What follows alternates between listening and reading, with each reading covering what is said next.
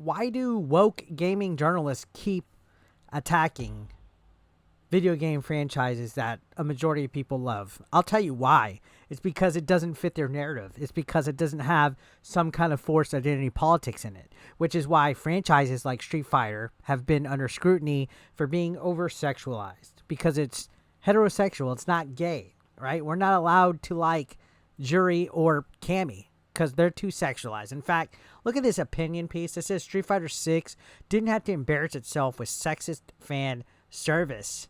And I saw this title and I was like, all right, we have to take a look at this and read it. And upon reading it, I was like, ugh, gag me with a spoon, to coin a phrase from Full House. Because it just seems like constantly there's some kind of like hate towards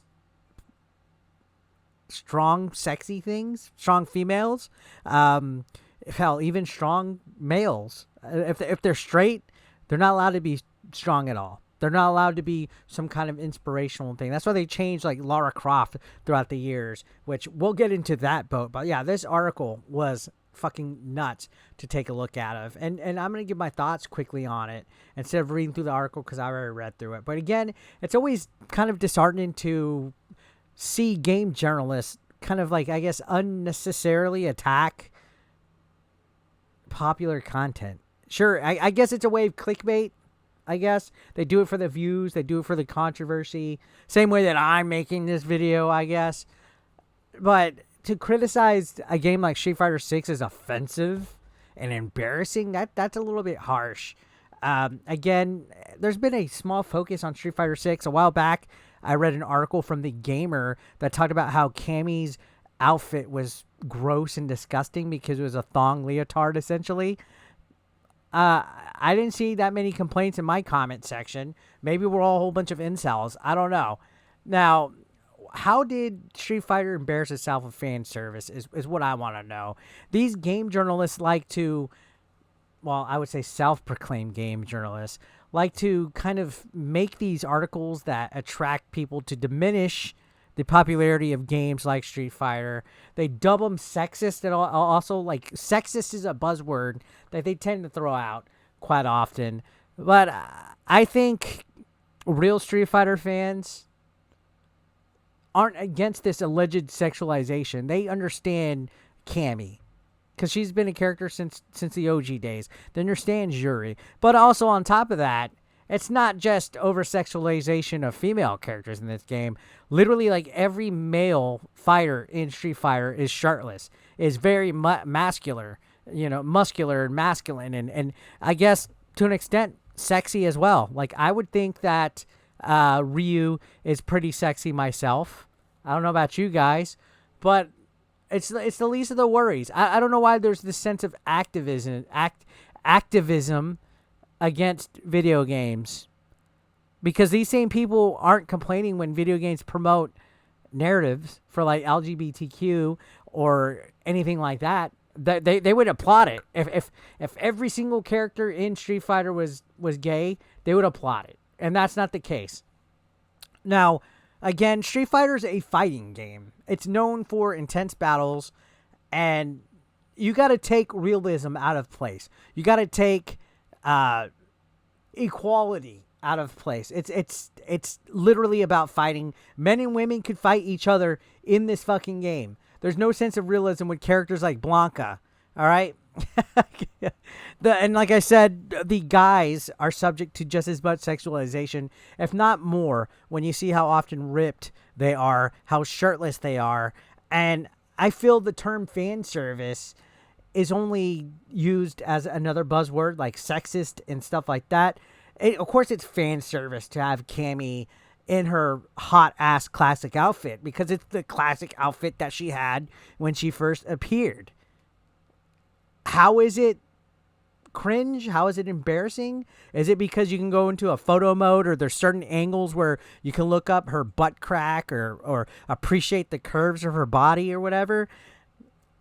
Okay, but honestly, I don't find a problem with that, because these are the type of people who are doing the same thing with Baldur's Gate 3, applauding a character fucking a bear in the fucking woods. So what's the difference? Something that is appreciative of a female body or a male body, or watching a bear and a dude fuck in the woods? Like, where's the outrage with that is what I want to know. You don't have to like the game. You can have your opinion on the camera angles of the fan service outfit with cammy and all this stuff. You can have that opinion and stuff. But these game journalists that make articles like this, they focus on that. And you might be saying, oh, Eric, you're a hypocrite making content against woke and blah, blah, blah. Okay, look, everybody's allowed their soapbox.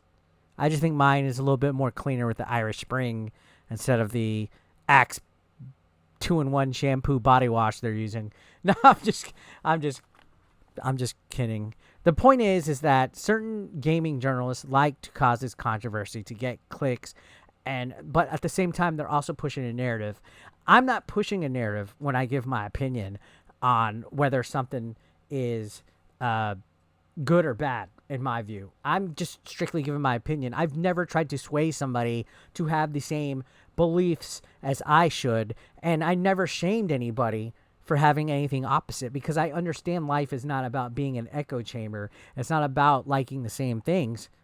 You're more than welcome to support or not support any game, TV, movie, film, company that you choose. The gaming industry is something that is very divisive, especially as of late when you have companies, writers that are pushing things like woke culture and diversity and inclusivity, because not everybody's going to agree to it. You can agree to disagree. And me making opinions or comments about stuff like this Street Fighter thing is simply just that. It's my opinion. It's not being hateful because I'm disagreeing with it. All right.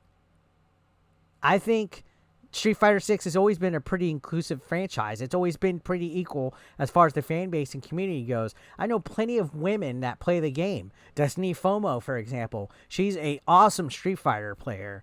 And I think having a variety of characters, whether it's fan service or not, whether it's sexy characters or not, brings a variety for people to take. It's like a full spectrum, a full smorgasbord. It's like going into Baskin Robbins, and everybody that plays the game should have their own fan service. It's when it goes to one type of fucking narrative only that I have a problem with, and we see that a lot in movies and TV. But with a game like Street Fighter, it's all about diversity. It's all about options. It's all about fan service, and there's nothing wrong with that. There's plenty of females who play Street Fighter, and they appreciate the presence of the fan service. I mean, they get to look at guys and girls in the game that are pretty fucking hot. So personal preferences vary.